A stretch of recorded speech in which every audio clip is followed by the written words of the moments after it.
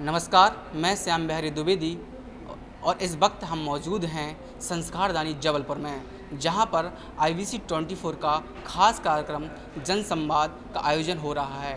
इस जन संवाद के बीच हमारे बीच उपस्थित हैं जबलपुर के महापौर एवं नगर कांग्रेस अध्यक्ष जगत बहादुर सैनू। सर, हम आपका सबसे पहले स्वागत करते हैं। नमस्कार, बहुत बहुत धन्यवाद जी। सर, ऐसा कहा जाता है कि आप अयोध्या के पास सुल्तानपुर ज़िले के रहने वाले हैं, क्या ये बात सच है? हाँ, मेरे पिताजी दादाजी सब अयोध्या के पास जो सुल्तानपुर ज़िला है, अमेठी भी जहाँ जिसमें आता है, उस ज़िले में वहाँ के हमारे दादाजी जबलपुर आए थे 65 में। उसके बाद मेरे पिताजी आए। मेरा तो जन्म हालांकि यहीं हुआ है और यहीं बॉर्न एंड ब्रॉट अप हूँ मैं। और बेसिकली हम लोग सुल्तानपुर, एक परिवार आज भी हमारा सुल्तानपुर में है, हमारे बड़े भाई वहाँ पे रहते हैं, और एक परिवार हमारा यहाँ जबलपुर में है। और हमारे जो 6 भाई बहन हैं उसमें से 3 का जन्म सुल्तानपुर में हुआ और बाकी 3 हम लोगों का जन्म यहाँ जबलपुर में हुआ। सर, आपके परिवार का एक जगह से दूसरी जगह, या फिर यूँ कहें कि एक प्रदेश से दूसरे प्रदेश जाना, तो आपको किन मुश्किलों का सामना करना पड़ा जबलपुर में अपनी राजनीति को प्रारंभ करने के लिए? देखिए, मुझे तो ना कुछ लड़ना पड़ा, ना कोई परेशानी का सामना करना पड़ा। मेरे माता पिता, मेरे दादाजी दादी, उन्होंने बहुत संघर्ष किया अपने जीवन में।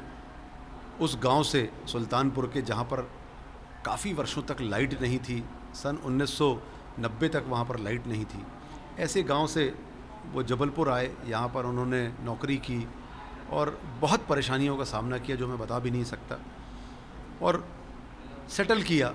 जब मेरा 72 में जन्म हुआ तो उसके पहले मेरे बाबूजी 65 में यहाँ सेटल हो चुके थे।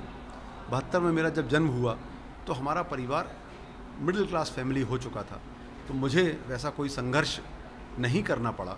सामान्य संघर्ष मुझे करने पड़े, पर एक प्रदेश से या एक शहर से दूसरे शहर में आने का जो संघर्ष है वो मेरा नहीं था, वो मेरे पिताजी और मेरे दादाजी का था, मेरे परिवार का था।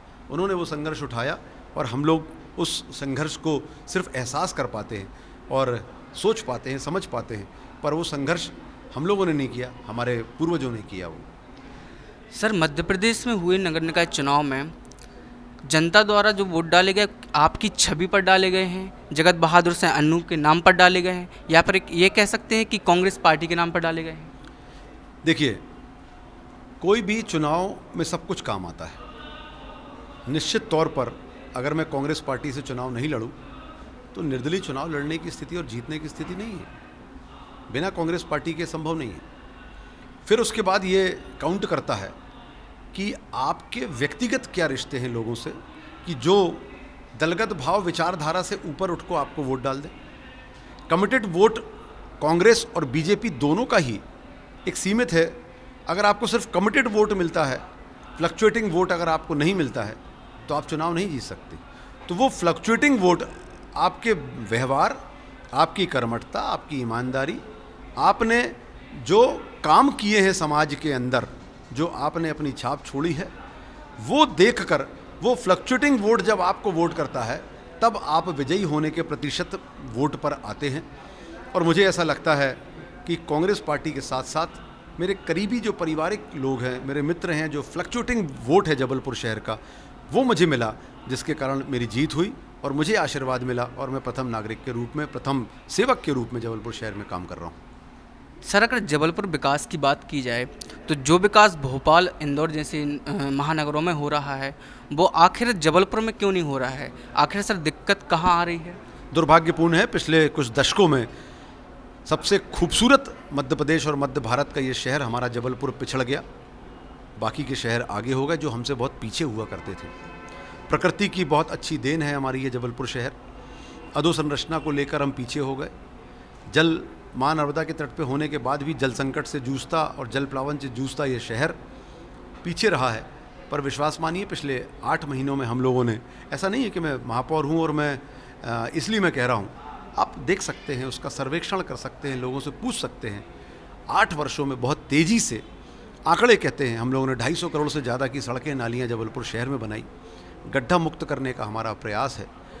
आज वार्डों के अंदर हम लोग करोड़ों रुपए के काम कर रहे हैं। आने वाले 2 वर्षों में, ये 2 वर्षों में हम लोग अरबों रुपए के काम वार्ड के अंदर भी करेंगे।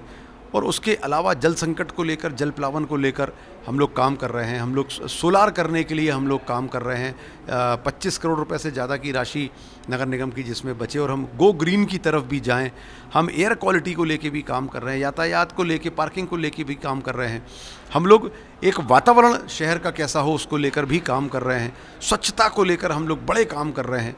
ऐसे ऐसे बहुत सारी चीज़ें जो जबलपुर शहर में नहीं हुई, जो एक महानगर में होना चाहिए। आने वाले कुछ ही वर्षों में आपको जबलपुर शहर में वो सब कुछ देखने मिलेगा, और हमारा जबलपुर शहर निश्चित तौर पर इन सारे शहरों से आने वाले 5 साल के अंदर आगे बढ़ता हुआ नजर आएगा। सर, अगर पूरे महापौर की बात की जाए तो उसमें 8 जिले और 38 विधानसभा सीटें आती हैं, और अभी इसी साल विधानसभा चुनाव भी होने वाले हैं, तो उन 38 सीटों पर कांग्रेस की क्या तैयारियां हैं? देखिए, निश्चित तौर पे 38 सीटें जो महाकौशल में हैं, उसमें पिछले बार हमको 24 सीटें मिली थी, और उसके पहले बीजेपी को 24 सीटें मिली थी। पिछले बार 24, 13 और 1 निर्दलीय का यहाँ पर समीकरण था महाकौशल में। इस बार मुझे ऐसा लगता है कि जो वातावरण बना हुआ है, उस वातावरण के हिसाब से 38 में से 30 सीटें महाकौशल की आएंगी, और मध्य प्रदेश में कांग्रेस पार्टी की सरकार बनेगी। सर, वहीं मध्य प्रदेश की बात की जाए तो मध्य प्रदेश, छत्तीसगढ़ और राजस्थान, यहाँ पर कांग्रेस किस प्रकार की तैयारियाँ कर रही है? आगे इनके क्या प्रयास रहेंगे? क्या पुराने नेताओं को वापस लाया जाएगा, या फिर नए युवाओं को वहाँ पर टिकट दी जाएगी? देखिए, छत्तीसगढ़ और राजस्थान की जहाँ तक बात है तो अनुमानित ही बता सकता हूँ। मुझे अच्छे आसार कांग्रेस के दिख रहे हैं, कर्नाटक जैसे। जहाँ तक बात मध्य प्रदेश की है, तो जो हमारे पुराने लोग हैं उनका आशीर्वाद बना रहे, उनका मार्गदर्शन हमको मिलता रहे, ये बहुत महत्वपूर्ण है। इसलिए हमारे जो कांग्रेस पार्टी के डेडिकेटेड पुराने जो लोग हैं वो हमारे साथ जुड़े हुए हैं। पूरे मध्य प्रदेश में माननीय कमलनाथ जी के नेतृत्व में हम लोग, बाकी सारे वरिष्ठ नेताओं के नेतृत्व में हम लोग सबको जोड़कर उनका आशीर्वाद और मार्गदर्शन लेके आगे बढ़ रहे हैं। निश्चित तौर पर यूथ की एक बड़ी संख्या यूथ की जबलपुर शहर में और मध्य प्रदेश में कांग्रेस पार्टी के साथ जुड़ी है। मातृशक्तियाँ जो हैं वो 1500 रुपये प्रति मातृशक्ति प्रति माह की जो घोषणा माननीय कमलनाथ जी की है, 100 यूनिट बिजली माफ़, 200 यूनिट में हाफ, इस तरीके का जो आम जनता के लिए, भले के लिए जो काम माननीय कमलनाथ जी ने संकल्प किया है, ओल्ड पेंशन की जो बात की है, किसानों के कर्ज माफ़ी की जो बात की है, सिलेंडर मात्र 500 रुपये में कांग्रेस की सरकार आती है तो मिलेगा, ये सारी बातें आम जनता के लिए अत्यंत महत्वपूर्ण है। उसके साथ महंगाई को कम करना, बेरोजगारी को कम करना, कुपोषण को कम करना, लॉ एंड ऑर्डर की स्थिति सुधारना, ये ऐसे बहुत सारे मुद्दे हैं जो आने वाले समय में जब कांग्रेस की सरकार आएगी तो आपको बहुत बेहतर मिलेंगे, और निश्चित तौर पर कांग्रेस की सरकार मध्य प्रदेश में बनने जा रही है। सर, हाल ही में हुए कर्नाटक विधानसभा चुनाव में कांग्रेस ने पूर्ण बहुमत के साथ सरकार बनाई है, तो उसका असर मध्य प्रदेश में कितना देखा जा सकता है? बिल्कुल असर है उसका। कर्नाटक चुनाव के बाद हमारी सीटें और बढ़ी हैं, लोगों का विश्वास जागा है। मध्य प्रदेश के हालात अत्यंत खराब हैं। पिछले 20 वर्षों में लगभग 12-13 महीने छोड़ दे तो बीजेपी की सरकार थी, और उन्होंने मध्य प्रदेश को आगे लाने के लिए कुछ नहीं किया। कर्नाटक का चुनाव का जब रिजल्ट आया, जो उम्मीद थी वही हुआ, और उस उम्मीद से मध्य प्रदेश में लोगों की उम्मीद बढ़ी, और एक बदलाव के आसार हैं। लोग बदलाव चाहते हैं। एक ही एक चेहरा देखकर लोग परेशान हो गए हैं। वही वादे, वही झूठे वादे, वही बार बार कहना ऐसा करेंगे, ऐसा करेंगे। चुनावी वर्ष और आखिरी 6 महीने में बहुत सारी झूठ का पुलंदे की पोटलियां खोल देना, अब ये आम जनता समझ गई है, और अब नए चेहरे के साथ नई सरकार 2023 में निश्चित तौर पर कर्नाटक की तर्ज पर उससे बेहतर आंकड़ों के साथ मध्य प्रदेश में आएगी।